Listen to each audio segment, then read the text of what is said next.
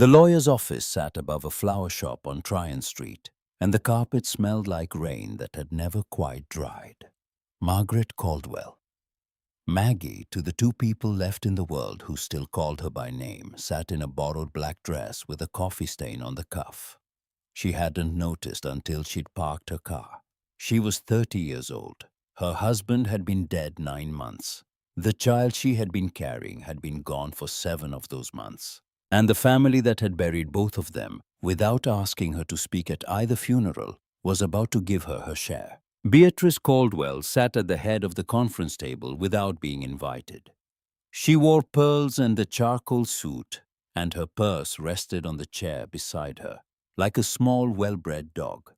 Whitfield, Thomas's younger brother, sat across from his mother, scrolling on his phone, with the patient boredom of a man who had decided the outcome of this meeting weeks ago. Maggie sat closest to the door. She had chosen that chair on purpose. She had learned in 4 years of marriage to a Caldwell that the seat nearest the exit was the only seat in the room that belonged to her. The lawyer cleared his throat and opened a manila folder. He was a thin man, kind-eyed, embarrassed in the way kind men sometimes are when they have been hired to read aloud the small cruelties of the wealthy. "We are here," he said, "to review the distribution of the estate of Dr. Thomas Ellis Caldwell, deceased." Beatrice did not look at Maggie. She had not looked at Maggie since the funeral. Not on the day Maggie called from the hospital to say that the baby was gone. Not on the morning Maggie packed up Thomas's white coats in the apartment they had rented, because residents did not yet make money. Not once in 9 months. The house on Queens Road, the lawyer read to Beatrice Caldwell. The Mercedes paid in full to Beatrice Caldwell. The savings account $341,000 into the family trust of which Whitfield Caldwell would serve as executor. Whitfield nodded, as if hearing his own name read in a will were a perfectly ordinary thing. Thomas's medical books, his stethoscope, the watch his father had given him at graduation, the leather chair he liked to read in on Sunday mornings. All of it folded back into the estate, the way a river folds back into itself when the dam closes upstream. The lawyer paused. He looked at Maggie just for a moment, and then he looked at Beatrice. "One remaining asset," he said. "A one-room structure on 4 acres in Sevier County, Tennessee. Cabin by the county's classification. Tax appraisal $3. Whitfield laughed. It was the laugh men learn in expensive schools, the laugh that fills a room and waits to be answered. $3, he said. "Mother, isn't that Pop-Pop's old shack?" Beatrice's mouth pressed into a thin, precise line that Maggie had seen 1,000 times across 1,000 dinner tables. "Silas's cabin," she said. "Up on the ridge above Hollow Creek. It has been sitting empty since 2008. She reached into her purse and took out a key, brass heavy with a paper tag tied to it by a leather cord. The ink on the tag was faded, but Maggie could read it, HC7. Beatrice slid the key across the polished wood of the conference table. It made a small dry sound the way a coin sounds when it is dropped onto a counter without ceremony. "Your share," dear Beatrice said. "The family felt it was important you receive something." "We are being generous," Whitfield said, leaning back in his chair. "The county tried to condemn that cabin twice and gave up because the road wasn't worth the gas." The lawyer took off his glasses. He cleaned them very slowly on the end of his tie, the way a man cleans his glasses when he has been told by his client to do a thing he does not want to do, and he is trying to forgive himself for doing it.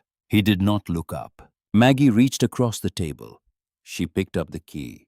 It was colder than she had expected, the cord stiff between her fingers. She did not look at Beatrice, and she did not look at Whitfield.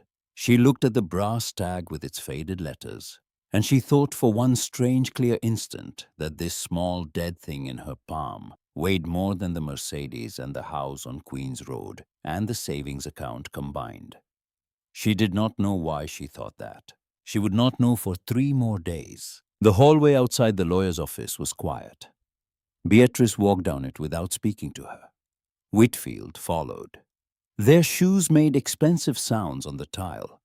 Maggie stood in the doorway and watched them go, and then she stood there for another full minute after they had turned the corner, because she did not yet know where her feet were supposed to take her next. She drove back to the rented apartment over the laundromat. The lease was up in 12 days. She pulled a duffel bag from the top of the closet. Into it, she packed 2 pairs of jeans, 3 flannel shirts, a sweater Thomas had bought her, the first Christmas they were married, a sleeping bag from a thrift store on Independence Boulevard, a flashlight, batteries, 3 cans of soup, a loaf of bread. She counted her money twice.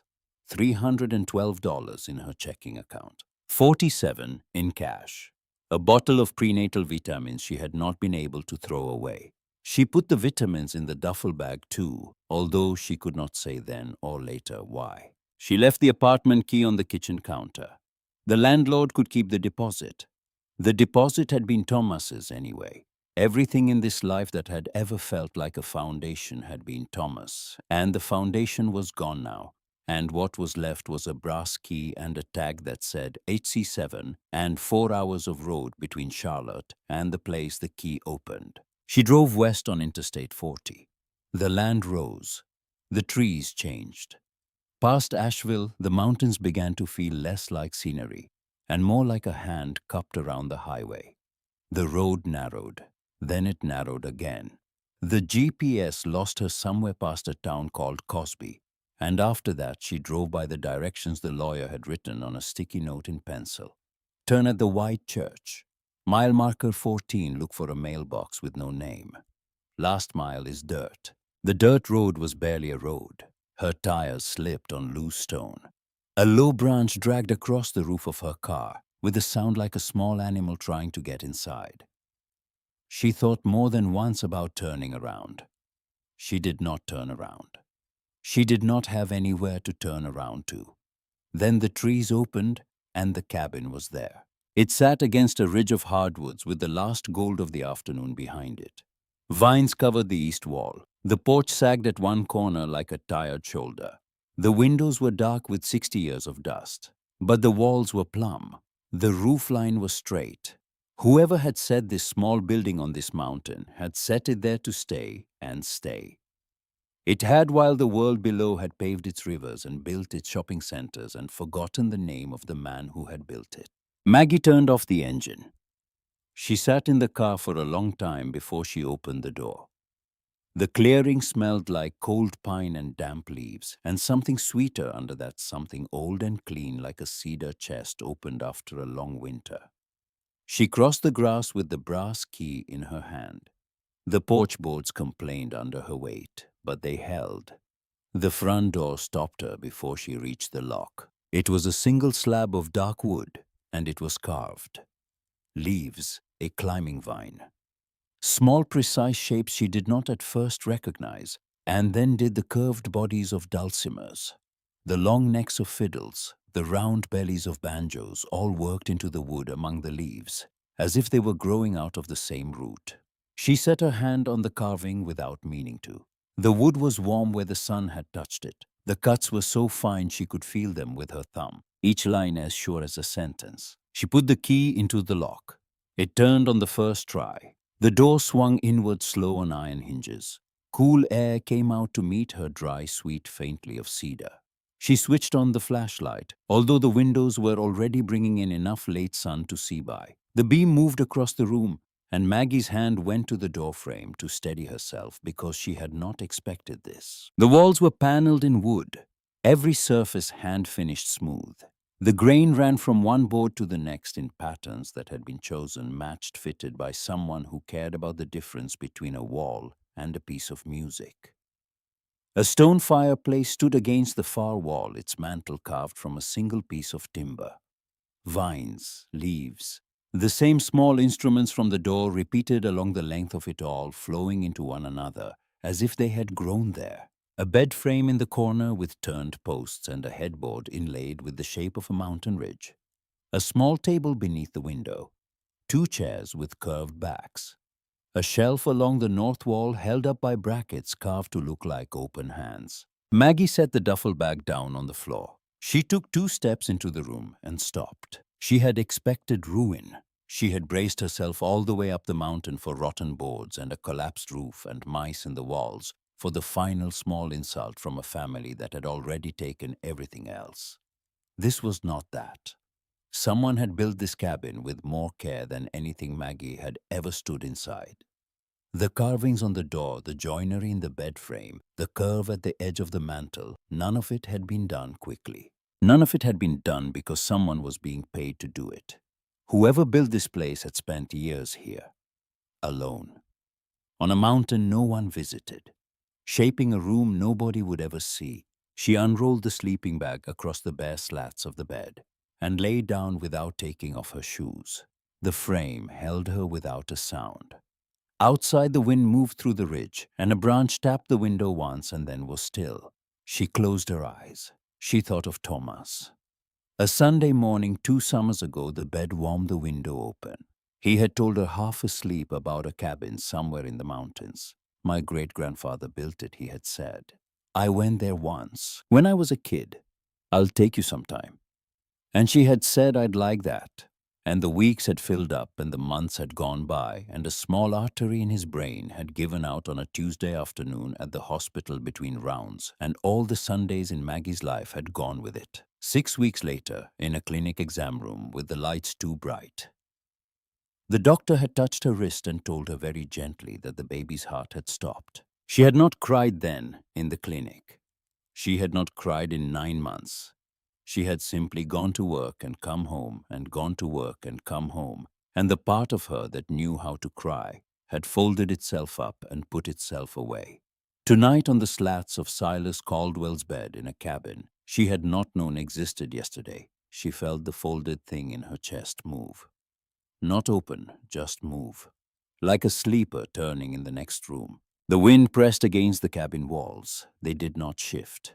The carved mantel was there above her in the dark. The ridge was there beyond the window, and the whole place held the way good things hold when they are built by someone who meant it. She slept. Morning came in pale bands of gold through the dirty windows, and Maggie sat up stiff and sore and looked at the cabin in daylight for the first time. It was better than the flashlight had shown. The wall panels caught the sun, and their grain came alive, red-gold streaks of heartwood running through darker wood. The carvings on the mantel threw small, soft shadows. She walked to the window and rubbed a circle clean with her sleeve. Outside, the clearing was thick with wildflowers and tall grass, and beyond it the ridge dropped into a valley of hardwoods that ran all the way to the horizon. A hawk worked a slow circle above the trees. A single red oak taller than the others stood on the eastern ridge, its leaves already turning at the tips. Her phone had no signal. The cabin had no electricity, no running water. She had food for 3 days if she rationed it. She ate a granola bar by the window and watched the hawk and thought for the first time in 9 months about what she was going to do tomorrow. She drove down the mountain. The town was called Hollow Creek. Gas station, post office, hardware store, a small clapper church with white paint coming off in flakes, and a general store with the name Pace painted in green letters above the door. She parked at the general store and went in. A man behind the counter looked up. He was perhaps 65, broad-shouldered, with a beard going to silver and a pair of reading glasses on a cord around his neck. "Help you, ma'am. I just moved into a cabin up on the ridge," Maggie said. "I need a broom, rags, cleaning supplies, some food that won't spoil." The man looked at her a beat longer than a question like that ought to take. "Which cabin?" he said. "Off the dirt road past the unmarked mailbox. Stone fireplace. 1 room." His eyebrows went up slow and surprised, and his hand came to rest on the counter as if he needed it there. "That's Silas Caldwell's place," he said. He spoke the name carefully, the way some men speak the names of their own dead. "You family. I was married to his great-grandson. The Caldwells in Charlotte." He did not say, "I'm sorry for your loss." He looked at her another long moment, and then he came around the counter and walked her to the cleaning aisle, and he picked out a broom and a bucket and a stack of rags and a bottle of pine cleaner without asking. He added a loaf of bread, 2 jars of peanut butter, a bag of apples, a tin of coffee, a small enamel pot to boil water in. At the register, he rang it up and quoted her a number that was, she could tell, lower than it should have been. I'm Wendell, he said. Wendell Pace. You need anything, you come down. Thank you, Mr. Pace. Just Wendell. He paused. He set both hands on the counter. Silas was the best man I ever knew, he said. He spoke quietly as though he were telling her something she had a right to know, and other people did not. Most folks up here would tell you the same. You take care of that cabin, you'll be taken care of in return. That mountain remembers. She did not know yet what he meant. She would. On her way back up half a mile before the dirt road, she passed a mailbox she had not noticed the day before. Blue metal. The name Rourke painted on the side in careful white letters. A woman was in the yard beside it, kneeling at a raised garden bed pulling weeds. Gray hair pinned back, a flannel shirt rolled to the elbows. She looked up when Maggie's car passed and raised one hand. Maggie slowed. Then she stopped. She rolled the window down. Morning, she said. The woman walked to the road, pulling off one work glove. She was perhaps 70, perhaps a little more, with sun-worn skin and clear brown eyes. She had the kind of face that did not waste expression. You're the one up at Silas's place, she said. It was not a question. Word travels. Wendell called me last night. I'm Hattie Rourke. I live about 2 miles down from you. The woman looked at Maggie's car, at the bags of groceries on the passenger seat, at Maggie's face. She had the kind of eyes that took in more than most people offered. You eaten breakfast, the woman said. Not yet. Come inside. I'll make coffee. Hattie's kitchen was small and warm, with yellow curtains and a checked cloth on the table, and a wood stove that had been lit against the morning chill. She put a kettle on, set out 2 cups, and asked the questions she needed to ask without ever asking them. So she said, spooning grounds into a French press, "You're Thomas's wife." I was. Hattie nodded. She did not say she was sorry. She just nodded, and somehow that was better. Maggie sat at the table with her hands wrapped around the warm cup, and she found to her quiet surprise that she was telling a stranger the story of the lawyer's office and the key and the dress with the coffee stain on the cuff. She did not tell her about the baby. She had not told anyone about the baby. The folded thing in her chest moved again but did not open. When she was done, Hattie poured the coffee. That sounds about right, Hattie said.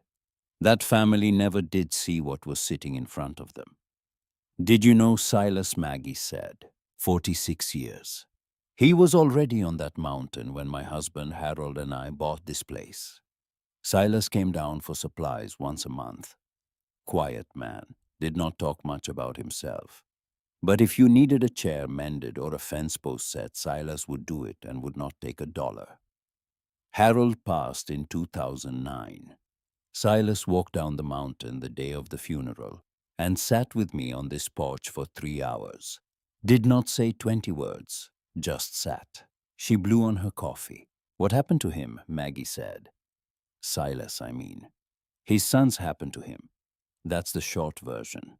Hattie set her cup down. She told the story in a flat, level voice, the way you tell a thing you have been carrying for so many years, it no longer weighs what it once did.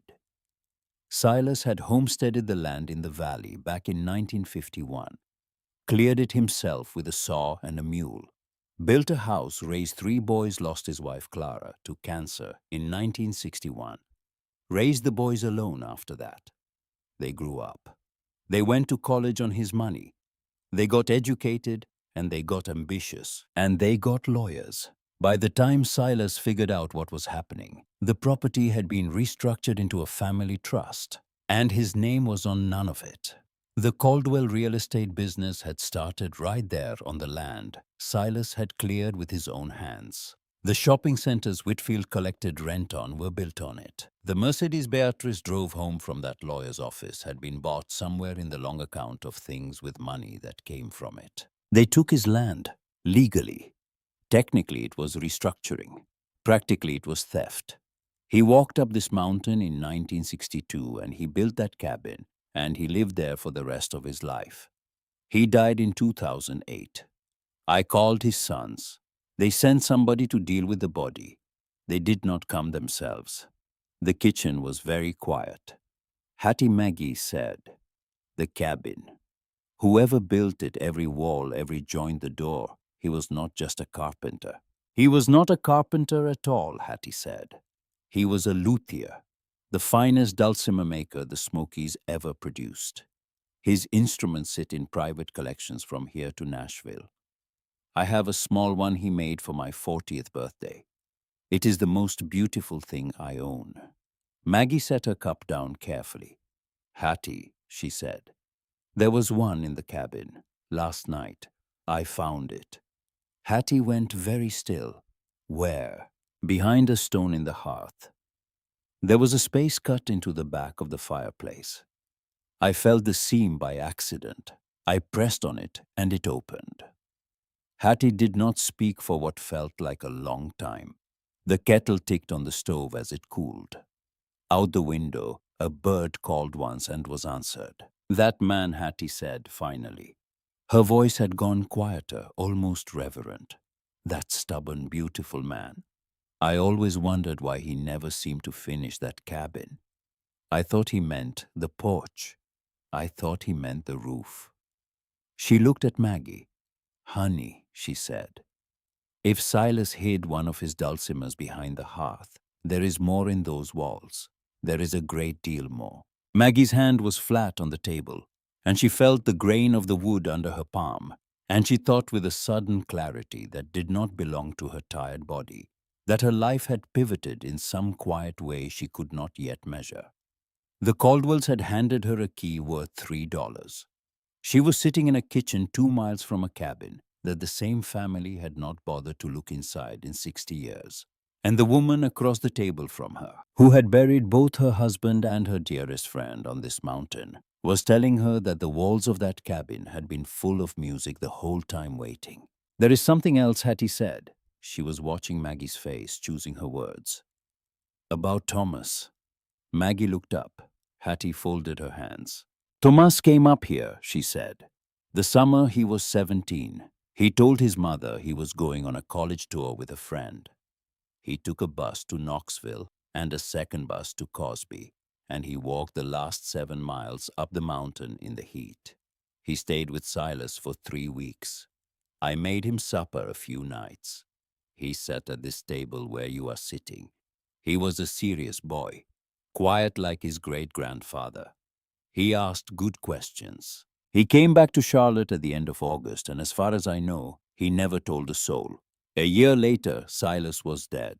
Thomas would have been a senior. I sometimes wondered if he knew when he left here that he would not see Silas again. I think he did. I think that is why he came." Maggie did not move. The folded thing in her chest moved a third time, and this time it began very slowly to open. 3 weeks. 3 weeks of Thomas's life, of which she who had loved him through medical school, through the small kitchen with the bad lighting, through every long shift and every Sunday morning, knew nothing. He had come here. He had sat in this kitchen. He had walked 7 miles up a mountain in August heat to spend a summer with a man whose name had never once been spoken in his mother's house. "He never told me," she said. "I know, honey." Hattie reached across the table and laid her hand over Maggie's. "He kept this place. He kept it the way Silas kept what was in those walls. Some things you do not tell the people who would take them from you. Some things you keep until the right person comes looking." Maggie drove back up the mountain in the early afternoon. She did not remember the drive. She remembered parking. She remembered crossing the clearing. She remembered the way the carved door looked in the full noonlight, the small dulcimers and fiddles and banjos growing out of the leaves, as if the wood had decided what it wanted to be a long time ago. Inside, she walked straight to the table by the window. She had set the dulcimer there the night before, wrapped again in its oilcloth. She unwrapped it now in the daylight. Slowly, the way you unwrap something you have only just realized is precious. The wood was maple gold and warm and grained with figured stripes that caught the light when she turned it. The body curved the shape of a tear that had stopped falling. 4 strings still in tune after 50 years, although she did not yet know they were in tune. The signature was small on the underside near the tail. SEC 1971. and beside it, almost too small to read, 4 more words carved into the wood with the same precise hand. Things that hold. S. Maggie sat down at the table. She put one finger on the highest string. She pulled it very gently, the way you touch a baby's hand. The note came out of the wood the way light comes out of a window. Clear, long. It hung in the cabin and would not stop hanging. It moved down through the boards of the floor and up into the rafters and out into the clearing. And somewhere on the eastern ridge, the hawk lifting on a thermal did not turn its head. But Maggie afterward would always believe that it heard. And the folded thing in her chest opened. She did not cry the way she had been afraid of crying for 9 months. Loud broken, a thing that could not be stopped. She cried the way the Dulcimer had sung, quietly, all at once, into the wood of Silas Caldwell's table in the cabin. Thomas had walked 7 miles to find when he was 17 years old, in the only room in the world that had ever on first sight felt like it had been built to hold her. If you have made it this far with Maggie, take one small moment now and tap subscribe, not for me but for her. Because what is hidden in these walls is only beginning to come out. And the part of the story I have been waiting to tell you is still ahead. Stay with her. She is going to need you. When she lifted her head, the sun had moved. The shadows of the carved mantle had stretched across the floor and were touching her feet.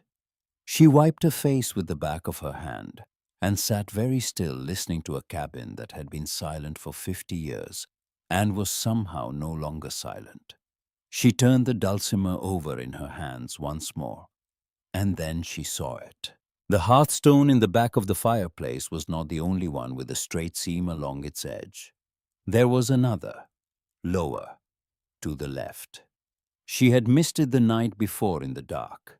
She set the Dulcimer down on its oilcloth very carefully and crossed the floor and knelt at the hearth. She put her thumb on the seam. She pressed. A second stone shifted inward, then sideways. Behind it, a hollow space the size of a hat box. Inside, wrapped in another piece of oilcloth and tied with a leather cord, was a bundle, longer than the Dulcimer, heavier. She did not unwrap it, not yet. She lifted it out and set it on the hearthstone in front of her knees and looked at it for a long, quiet minute. And she understood, without anyone needing to say it, that this was not the last thing she was going to find in these walls. Whoever Silas Ellis Caldwell had been, he had not been a man who hid one thing. He had been a man who hid a life. She put her hand on the wrapped bundle, and outside the wind moved through the ridge, and the cabin held the way it had always held. And on the eastern ridge, the red oak stood against the afternoon sky, its highest leaves already gone to gold, waiting for whatever came next. She unwrapped the bundle slowly, the leather cord coming loose under her fingers in a knot Silas had tied half a century before her. The oilcloth fell back in stiff folds. Inside lay a Dulcimer, larger than the first walnut, dark as river water. The soundboard inlaid with a thin ribbon of paler maple that traced the shape of a mountain ridge along its length. 4 strings, pegs of bone. The signature was on the underside again, deeper into the wood this time, as if the hand that made it had pressed harder against the cut SEC 1979. Beneath it, the same 4 words, things that hold. Maggie sat with the instrument across her knees and did not move for a long time. She thought of Thomas at 17 walking 7 miles up a road that even her car had struggled with. She thought of him sitting on this floor where she was sitting. She thought of all the small ordinary moments of their 4 years, him asleep on the couch with a textbook on his chest, him eating cold cereal at midnight after a 36-hour shift, him kissing the back of her neck while she washed dishes, and how every one of them had been carried by a boy who had also carried this place secret in a private room of himself she had never been invited into. He had not been hiding it. She understood that. He had been keeping it, the way Silas kept what was in the walls. Some things you keep until the right person comes looking. She was the right person. She had not chosen to be. She had simply finally come. The next morning she woke with a sore back and a clear head, and a small terrible suspicion that she had no idea how to take care of a house. She had grown up in a third-floor walk-up in Charlotte, where her mother had paid a man named Louis to come fix anything that broke when there was money to pay him, which had not been often. She had married a doctor. They had rented. She did not own a hammer. The cabin needed, she realized as she walked the perimeter with a cup of instant coffee balanced in one hand, almost everything done to it. The chinking between the lower logs had crumbled in two places along the north wall. A window pane on the east side was cracked. A porch board near the steps gave under her foot with a soft, sick sound she did not like. The wood stove in the corner had a cracked door hinge. There was no well pump. There was a hand pump at a covered well 20 yards behind the cabin. And when she went out to try it, the handle moved up and down with a dry, rasping sound, and nothing came up. She stood in the clearing with the broken pump handle in her hand and felt for one absurd moment the way she had felt in the lawyer's office. Held up by polite people to a thing she had not been prepared for and was failing in front of. She drove down to Wendell's general store. She bought a roll of oakum and a tube of mortar for the chinking because Wendell put them on the counter when she described the problem, and she did not know what either of them was until he told her. He explained slowly the way a man explains a thing to a child. He does not want to embarrass how to push the oakum into the gap with the back of a putty knife and then to seal it with the mortar. He did not laugh at her. He did not say, "Honey, are you sure?" He simply wrote out on the back of her receipt the order of the steps. He added at the bottom, "If it rains in the next 2 days, do not do this." She tried to pay extra for his time. He did not allow it. That afternoon she went home and tried the chinking. The first patch fell out of the wall while she was still smoothing the mortar. She sat on the porch step with mortar on her knuckles and on her flannel sleeve, and on somehow her chin, and she laughed once sharp. And the laugh sounded so strange in the clearing that she stopped and listened to it the way you listen to a sound that has come from someone else. She had not laughed in 9 months. The sound had been so far down inside her that it came out a little broken. The next day she tried again. The second patch held. By the end of the week, she had patched both gaps along the north wall. Replaced the broken porch board with a piece of lumber Wendell sold her at cost, and worked out after 2 evenings of trial and very stubborn error that the hand pump did not need to be replaced. It needed to be primed. Hattie walked up the road in the middle of the second evening, carrying a tin pitcher full of water from her own well, and showed her how. "You pour it in slow," she said. "You let it sit a minute and find its way down. Then you pump steady, not hard, steady. The pump will do the work if you give it the water first. It is the same with most things." Cold water came up out of the ground on the 7th stroke. Maggie cupped her hands under it and drank, and it tasted like stone and the inside of the mountain. And Hattie said, watching her face, "Yes, that is the taste." Hattie did not stay long. She rarely did. She came up the road 3 or 4 times that first week, always with something in her hands. She pretended she did not mean to leave. A jar of apple butter. A worn cotton quilt, she said, had been folded in her cedar chest, taking up room. A small iron skillet. She said her grandson had brought her from a flea market and would not miss. Each thing she put down on the porch railing or the table inside. And each time Maggie said, "Hattie, I cannot keep accepting these." And each time Hattie said, "Honey, you are not accepting them. You are housing them for me. I have too many quilts. I have too many skillets. Be useful." But it was not only Hattie. On a Thursday morning, Maggie found on the second porch step, where she could not miss it, a paper grocery sack folded closed at the top. Inside was a loaf of dark bread, still faintly warm, 3 brown eggs in a small carton, and a jar of honey with no label, no note. She stood on the porch with the sack in her hands and looked out at the empty clearing, and did not know whether to feel grateful or afraid. The next day, a different sack. A pound of coffee beans in a brown paper bag. A wedge of yellow cheese wrapped in waxed paper. The day after that, 2 split pieces of seasoned firewood leaning against the porch post. The day after that, a small tin of axle grease with a note in pencil that said, "For the door hinge, it has been crying." She mentioned it to Hattie.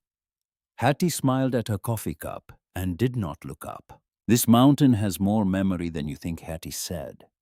Silas mended a lot of fences up here when he was alive. He set Wendell's porch posts in '83. He sat with Dale Furrow when Dale's wife was dying. He took in the Boyd girls for 3 days when their father was on a bender. None of it for money, people remember. Your last name on the deed up there is Caldwell, but the cabin is Silas's cabin, and Silas's cabin gets fed. That is how this place works. Maggie put down her cup. I do not know how to thank them, she said. I do not even know who they are. You do not thank them. You take what they leave. You leave a little something back when you can. And when somebody up here is in trouble, and somebody will be sooner than you think you go, that is the thanks. It was Hattie who said on the second Sunday that it was time to call Delano. He is a luthier in Knoxville, Hattie said. 66 years old. Used to play in a bluegrass outfit in the 70s, until his hands found something they liked better. He restores instruments mostly now. Banjos, fiddles, a few dulcimers. He drove out to see Silas twice in the early 2000s, and Silas would not show him a single piece of his own work. But Del knew anyway. Del has been quietly trying to find out for 15 years what was inside this cabin. He will not push you. He will tell you the truth. You need somebody who will tell you the truth before you do another thing in those walls. She gave Maggie the number on a piece of paper torn from a grocery list pad. Maggie called from the landline on Hattie's kitchen wall. The coiled cord stretching across the linoleum, and the man who answered had a voice like a low chord struck on an old guitar warm. Unsurprised, a little tired in a way that had nothing to do with the time of day. I have been waiting for this call, ma'am, Del said when she told him what she had found. I just was not sure who would be the one to make it. He drove up the next morning. He was a square-shouldered man with a soft gray beard and hands that looked too large until you saw him use them, and then they looked suddenly exactly the right size for the work they had been built for. He stopped on the porch the way everyone stopped. He did not say anything. He set down the small leather case he carried fine tools, a jeweler's loop, a soft cloth, and he walked along the porch railing and put one fingertip against a carved leaf on the door. Stood there with his eyes closed for so long that Maggie almost said his name out loud. He opened them. He said, "Only take me inside, please." She did. He did not move for a full minute after he stepped through the door. His eyes went to the wall panels first, then to the mantel, then to the bed frame, then to the table where the maple dulcimer and the walnut dulcimer lay side by side on their oilcloths in the late morning sun. "May I?" he said. "Please." He picked up the maple one with both hands and held it up to the window the way another man might hold a child. He turned it in the light slowly. He did not pluck the strings. He laid his thumb against the soundboard and tapped once very lightly. The wood answered with a soft tone like a heartbeat in another room. He smiled. "I have heard that voice once," he said. "From a smaller instrument Silas made for a girl in Townsend in 1968. I drove 3 hours to listen to her play it. She would not sell it to me. I do not blame her." He laid the maple down and lifted the walnut. He looked at the inlaid ridge along its length for a long time. His eyes were wet, but he did not blink. "Ma'am," he said. He set the dulcimer down. "I am going to ask you a question and I want you to think before you answer." "All right. Do you believe these are the only two?" She looked at him. She looked at the wall panels behind him. Every joint matched every grain considered. She thought of the small hidden seam in the hearth. She thought of Silas, who had been a man who did not hide one thing. "No," she said quietly, "I do not." He nodded once. "Then let us look." They worked through the rest of that day and most of the next. Del did not break a single panel. He did not pry. He found the seams the way a man reads a face, by knowing what to look for and being willing to wait. The first compartment they opened together was behind a wall panel a foot to the right of the door. Inside, wrapped in oilcloth, was a banjo, the head still tight, the neck slim and elegant, signed SEC 1974. The second compartment was under the loose floorboard Maggie had been trying for 2 days to nail back down. and what was loose, it turned out, had been loose on purpose. Below it was a small cedar-lined cavity, holding a fiddle, no signature visible, until Del turned it and pointed to two tiny letters carved inside the F-hole. The third compartment was behind the back of the wood box beside the stove and held two more dulcimers nested in a single piece of oilcloth sister instruments. One walnut, one cherry. The fourth and the fifth were in the bedroom wall behind the head of the bed. A mandolin, a small soprano dulcimer no longer than a child's forearm. By the end of the second afternoon, they had 9. Counting the maple and the walnut on the table, 11. 11 instruments, everyone signed. Everyone dated, the earliest from 1968 and the latest from 2007. Del laid them out on a clean wool blanket on the floor and sat down beside them on a stool he had carried in from the porch. He took off his cap and rubbed the back of his neck. "Margaret," he said. He used her full name, and she understood somehow that he had been waiting until they had done the work before he allowed himself to speak the number. "I have handled 3 of Silas Caldwell's instruments in 20 years of doing this. The most recent sold at private auction in Nashville for $63,000. These 11, with their provenance with this cabin to authenticate them, fall somewhere between 30 and 80,000 each, conservatively. Some of them more. I would have to do the comparable analysis to give you a final figure. But I can tell you, sitting here on this floor, that what you have in front of you is in the neighborhood of $600,000 in instruments alone, without the cabin, without the door, without the mantel." Maggie sat down on the floor beside the blanket. She was very tired. She did not feel rich. She felt instead the way she had felt the first night in the cabin when the wind had pressed against the walls and the walls had not moved. She felt held. "What do I do?" she said. Del rested his big hands on his knees. "You do not have to decide today," he said. "You do not have to decide this month. These instruments have waited 50 years. They will wait another month for you. What I will tell you is this. If you sell them at auction, they will be scattered. The mandolin will go to a collector in Chicago. The fiddle will go to a museum in Bristol. The small dulcimer will go to somebody's mantel in Manhattan, and nobody will ever play it again.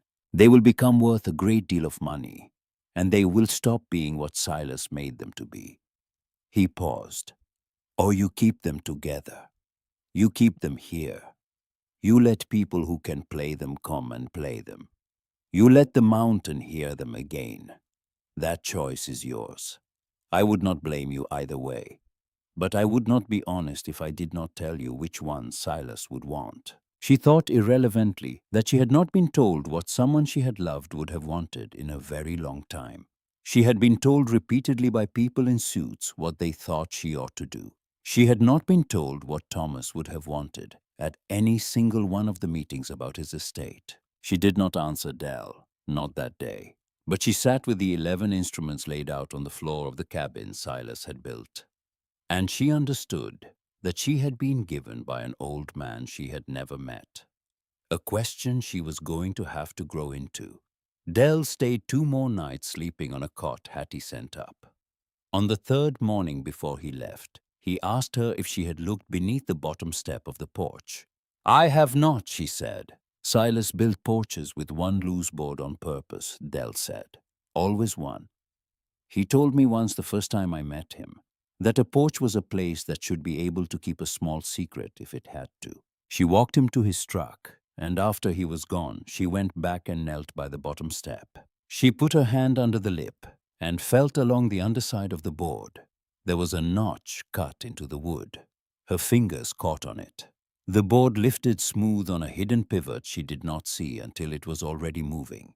Beneath the step, in a shallow space lined with cedar shingles, were 4 leather-bound journals. She carried them inside with both hands. She set them on the table beside the maple dulcimer. She wiped them with a clean cloth. The leather was supple. The covers had not been touched by damp. Whoever had stored them had known what they were doing. She untied the cord around the first one and opened it.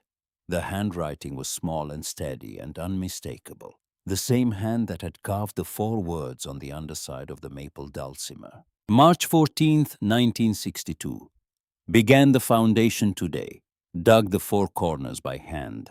The ground up here is mostly rock, but it drains. No company but the hawks. That suits me fine. She read for hours. She read about the cutting of the white oak for the wall frames. She read about the curing of the timber, the slow, patient drying the way Silas had felled trees only in the cold months when the sap was down. She read about a man living alone on a ridge for the first time in his life, learning to make biscuits over a wood stove, learning to mend his own shirts, learning to sit on his porch in the evenings and let the silence do what silence did. She read about Clara, his wife dead a year by then, and the way Silas wrote about her, I see her sometimes at the edge of the clearing. Not really, I know better.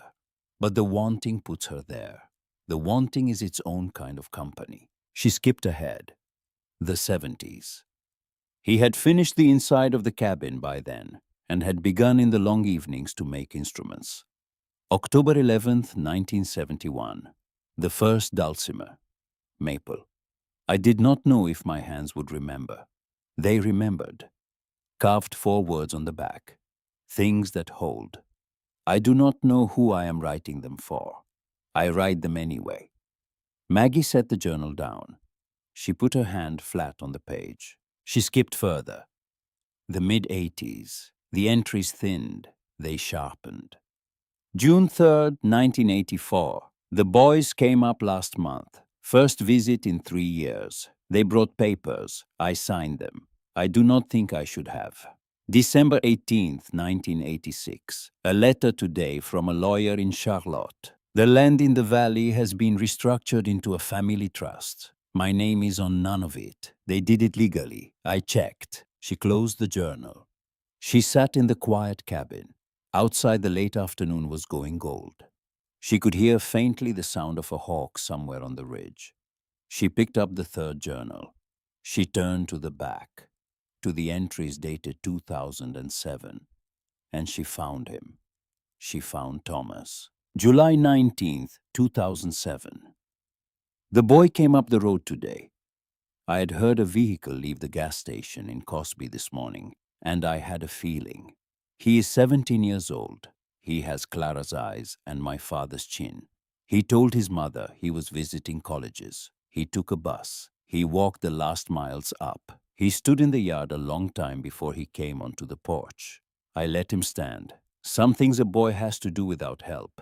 July 20th. His name is Thomas. He is going to be a doctor.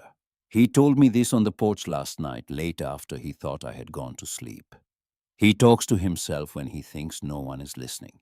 He plans his life out loud. It is a thing I used to do. I will not tell him that. July 22nd. I asked him today why he came. He said, "Because my mother told me you were a bitter old man, and I wanted to see if it was true." I asked him what he had decided. He said, "I have decided you are not bitter. I have decided you are a man my mother does not understand."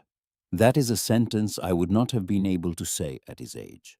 I think this boy will be all right. August 2nd. He asked me today if I would teach him to make a dulcimer. 3 weeks is not enough. I told him so. He said 3 weeks is what he has. I said 3 weeks then.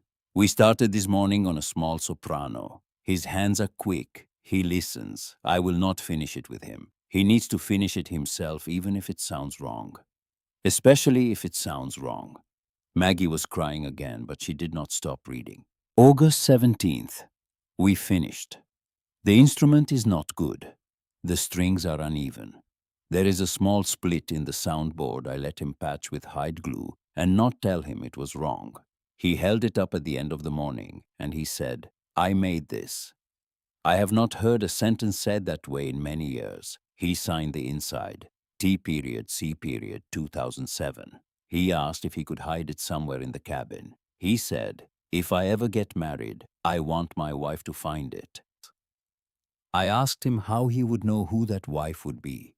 He said, "I do not know yet, but I know she will need it before I will."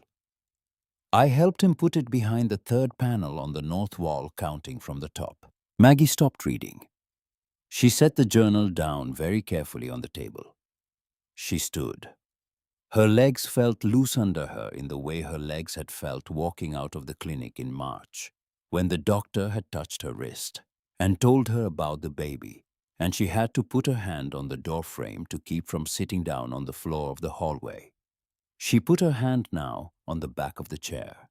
She steadied herself. She crossed the cabin to the north wall. She counted down. 1, 2, 3. The third panel was the same width as the others. The grain matched the panels on either side. The seam was so fine that even now, knowing what she was looking for, she could barely see it. She put her thumb on the bottom edge of the panel and pressed. Something gave. The panel did not swing open the way the others had. It tilted slightly on a hinge she could not see, and then it stopped. Held by something on the inside, a small latch or wedge she would need both hands to release. She would need both hands, and she would need light, and she would need suddenly more courage than she had been told she would need today. Headlights swept across the front windows. A car was coming up the dirt road. She heard the engine downshift at the steep place near the second curve. She heard tires on loose gravel. She heard in the way you hear a thing you have been waiting for without knowing you were waiting. The sound of an expensive vehicle pulling into her clearing. A door opened, then a second door. Through the front window, she saw the black SUV. She saw Beatrice's coat. Even at this distance, the same charcoal wool she had worn in the lawyer's office in Charlotte. She saw Whitfield step out of the driver's side and stand a moment looking at the cabin he had been told his whole life was worth $3. The panel on the north wall waited under her hand. The journal lay open on the table behind her. 11 instruments lay wrapped on the floor on a wool blanket. The first words Silas had ever carved into the first Dulcimer were still warm under her fingers from a moment ago, things that hold. And downstairs the porch boards were beginning to creak under the weight of people who had come finally to take back what they had been generous enough to give. Maggie did not move from the wall. She let them knock. They knocked twice. The first knock was Whitfield's sharp, brisk knock of a man who had been taught that authority lived in the wrist. The second was Beatrice's slower three-measured raps, the knock of a woman who had been taught that authority lived in waiting. Maggie stood at the north wall with her thumb still pressed to the tilted panel and let the second knock finish. Then she crossed the cabin and opened the door. Beatrice did not step inside. She stood on the porch with her purse on her arm and looked past Maggie's shoulder at the room behind her. And Maggie watched her mother-in-law's face do something it had never done in 4 years of marriage. The composure went thin. The careful arrangement of features Beatrice had perfected for charity galas and family lawyers, and the funerals of her own husband and her own son, slipped for one unguarded instant, and what was underneath was not anger. It was recognition. She saw the wall panels. She saw the carved mantel. She saw on the table by the window 2 Dulcimers laid out in the late light, and on the floor beside the table a wool blanket bearing 9 more. Whitfield pushed past her. "We need to talk," he said, "about what was found in the structure." Maggie did not raise her voice. She had learned in 9 months of grief and 4 years of being silent at the long Caldwell dinner tables that volume was the language of people who were afraid of being unheard. She was not afraid of that anymore. "You may come in," she said, "and you may sit at the table. You may not touch anything on it." He looked at her. He had not expected to be told the rules of a room he believed he owned. He sat. Beatrice followed him in and stood a moment in the doorway with her hand on the carved leaves of the door, and Maggie saw her fingers find one of the small dulcimers shaped into the wood and pause there. Then Beatrice sat too. Maggie did not sit. She crossed to the table and picked up the third journal, the one open to August of 2007, and she set it down in front of Beatrice. She turned it so the entries faced her mother-in-law right side up. She did not say anything. She walked back to the wall and stood beside it and waited. Beatrice's hand went out slow, the way a woman's hand goes out to a wound she has been told for years she does not have. She lifted the journal. She read. Her shoulders did not move. Her face did not move. Only the small muscle along her jaw worked once and then again the way a heart works when it is not yet sure it is going to keep going. When she came to the last paragraph of August 17th, the small Dulcimer, the split soundboard, the boy who had said, "I made this," she closed her eyes. She did not put the journal down. She held it. Whitfield reached across the table. "Let me see," he said. She did not give it to him. "There were other journals," Maggie said. "There are 4. I have read them. He wrote about your father, Beatrice. He wrote about the papers your father brought him to sign in 1984. He wrote about the letter from the lawyer in Charlotte 2 years later. He wrote what was done. He did not write it cruelly. He wrote it the way a man writes a thing he has decided to forgive without ever being asked to." Maggie paused. She did not look at Whitfield. She looked at Beatrice. "He wrote about you on a page I did not show you. He wrote that you were not cruel. He wrote that you were the daughter of a family that had taught you that what could be counted was what was real. He wrote that he understood that. He wrote that he forgave you. He wrote that he would not, however, give what he had made with his hands to people who could not hear it." Beatrice did not open her eyes. "The instruments stay here," Maggie said. "The cabin stays mine. The journals stay mine. Your lawyer drafted the distribution. Your name is on it. If you take this to court, I will read the journals into the record. I do not want to do that. I would prefer that you go home and that you tell your other son that there was nothing here worth the drive." Whitfield's chair scraped. "You ungrateful—" "Sit down," Beatrice said. She said it without looking at him. She said it the way she had once long ago told Thomas at the age of 7 not to climb the magnolia in the side yard, a voice from a deeper room of herself that her sons had not heard often but had never disobeyed. Whitfield sat. Beatrice opened her eyes. She set the journal down on the table very carefully, the way you set down a thing that has been entrusted to you. She did not look at Maggie. She looked at the carved mantel above the fireplace. "He carved that himself," she said. Her voice was thin. It was not a question. She was speaking to herself, fitting a thing she had not allowed herself to know into a place inside her where it could finally sit. "He carved all of it," Maggie said. "The walls, the door, the bed, every piece on this floor. Your grandson learned to hold a gouge in this room when he was 17. He did not tell me.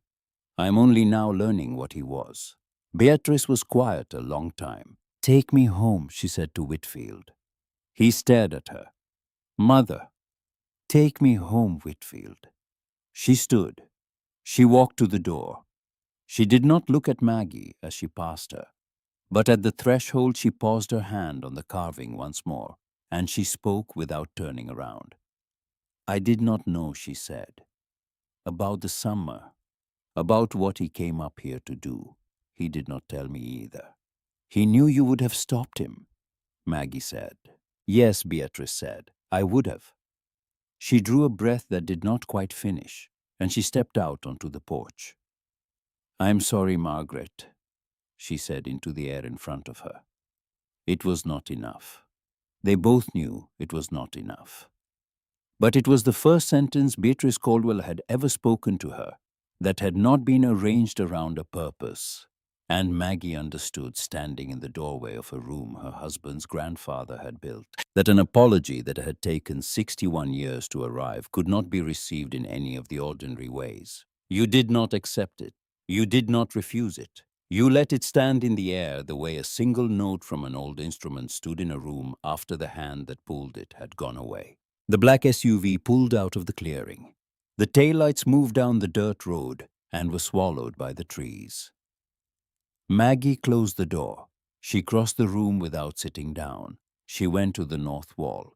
She put both hands on the third panel from the top and felt for the small hidden latch she had not had time to find, and on the second try, her fingertip caught it. The panel released. It swung open on a hinge so well made she did not hear it move. Behind the panel was a shallow cedar-lined space. Inside the space lay a small soprano Dulcimer, no longer than her forearm. The wood was uneven in color, where Thomas had not yet known to match the grain. There was a fine line of hide glue along the soundboard, where a young hand had patched a split. The strings were the cheap kind, gone slack and gray with time. On the underside in handwriting, that was not Silas's, in the round, serious print of a 17-year-old boy who had not yet decided which kind of letter to slant, were two carved letters and a year, TC 2007. Beside the Dulcimer, propped against the back of the cedar lining, was an envelope. It was sealed with red wax. The wax bore the print of a thumb, not a signet. Just a thumb pressed into hot wax by a boy who had not had any other way to mark a thing.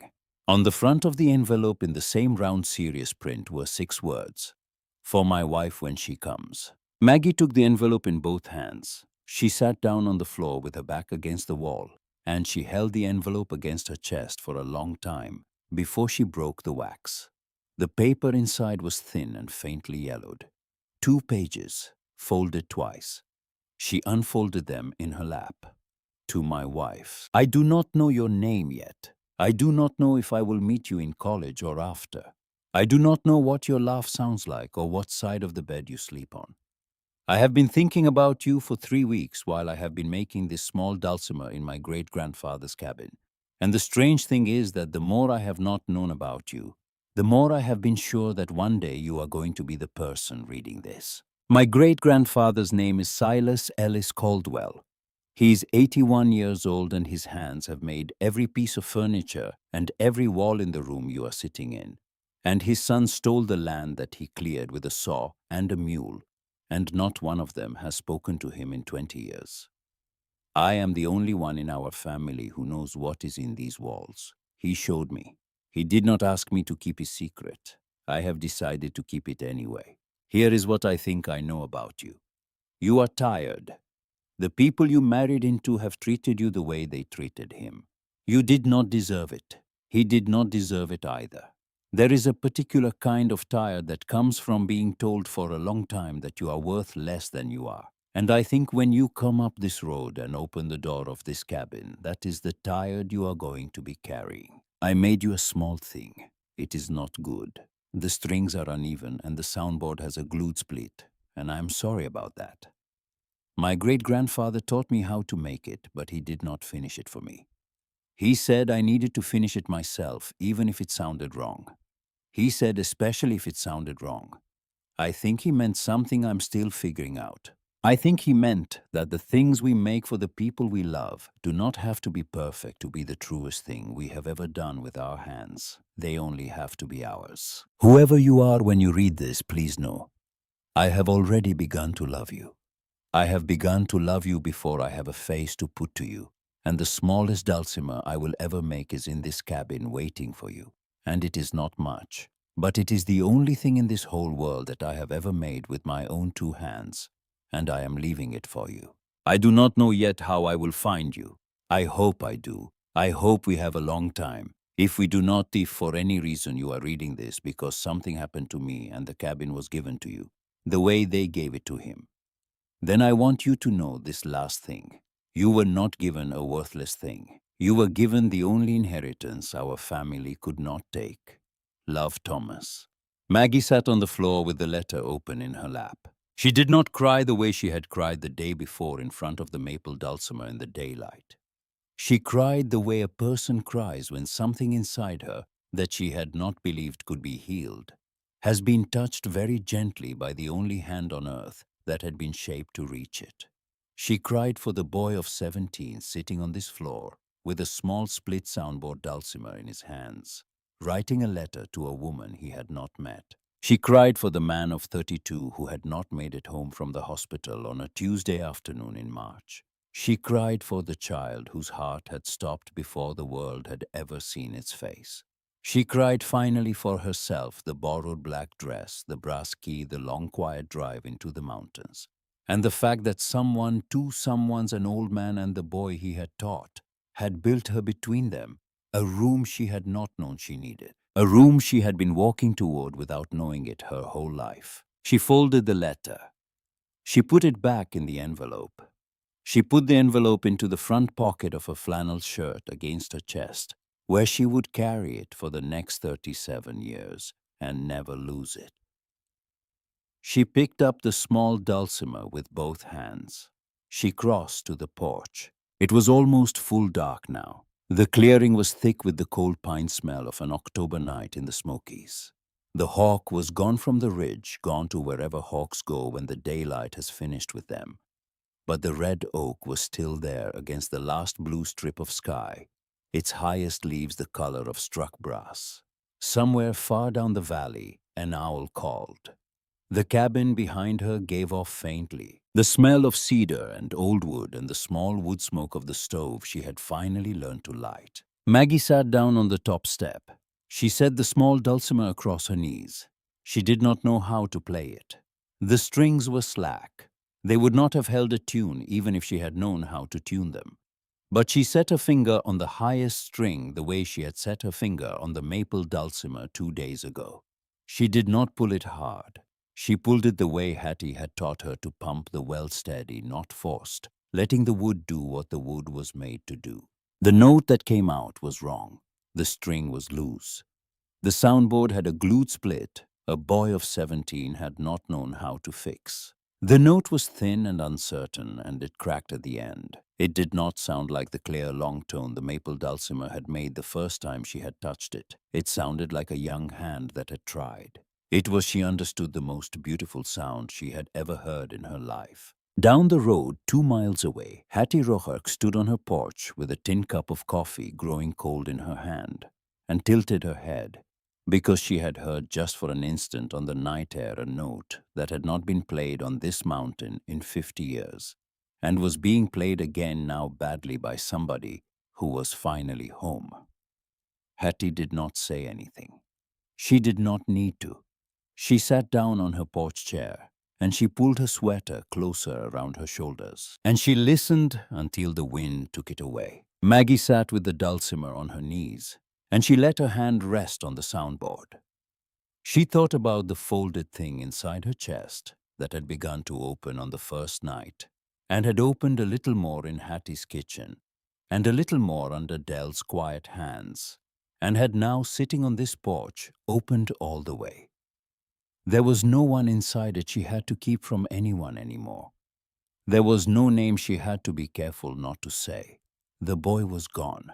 The child had gone with him. And what was left, what had been left for her, was a room with 11 instruments and a small 12th one she would never sell. A red oak on a ridge. A neighbor down the road who left bread and honey and never signed the bag. A mountain that remembered.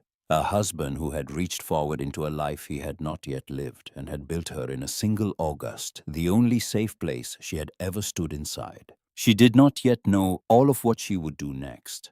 She knew some of it. She would keep the cabin. She would not sell a single instrument. She would drive down to Charlotte 2 days a week and keep her shifts at the hospital because work was a thing that had carried her through 9 months, and she did not want to let it down. She would let Dell come up on Saturdays. She would let Hattie come up on Sundays. She would in time let other people find the road. Players mostly. Old ones, with hands that knew.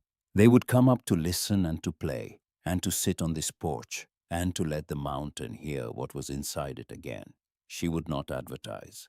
She would not call it anything. The people who needed to find it would find it the way she had found it, by being given something the world had told them was worthless. She set the small dulcimer on the porch step beside her. She put her hand on the porch railing under the place where her thumb already knew the wood was warm. She did not have to look. She knew the letters were there. TC carved in the underside of the bottom rail by a 17-year-old boy who had wanted to leave a small private mark on a place he had loved. She closed her hand around the railing. She held on. Things that hold, she said out loud into the cold, clean dark of the Smokies in October. The cabin behind her held. The mountain under her held. The letter in her shirt pocket against her chest held. The folded thing inside her that had finally opened was, she understood, not gone. It had simply become a room, the way the cabin had become a room. The way the love of the people who build things for you in advance, always in the end, became a room you got to live inside. She sat on the porch a long time. Above her, slowly the stars came out over the eastern ridge, one after another. The way notes come out of a strong, well-made instrument when a patient hand has finally remembered how to play. If you have stayed with Maggie all the way to the porch tonight, I want to ask you something before you sleep. Somewhere in your life there is a thing you were given that was called worthless. A small house, a box of letters, a grandmother's quilt, a photograph nobody else wanted, a name. Take a moment now before you close your eyes and ask yourself whether you ever actually looked inside it. Whether you ever set your hand on it the way Maggie set her hand on that brass key. And let yourself be still long enough to feel the weight of it. Then come down to the comments and leave one word, the only word that matters at the end of a story like this one. Hold. So I know you were here. So I know you heard. Sleep well, friend. The cabin is standing. The mountain remembers. And the things that were made for you by the people who loved you, before they knew your name, are still somewhere in some quiet room of the world, waiting for you to come and find them.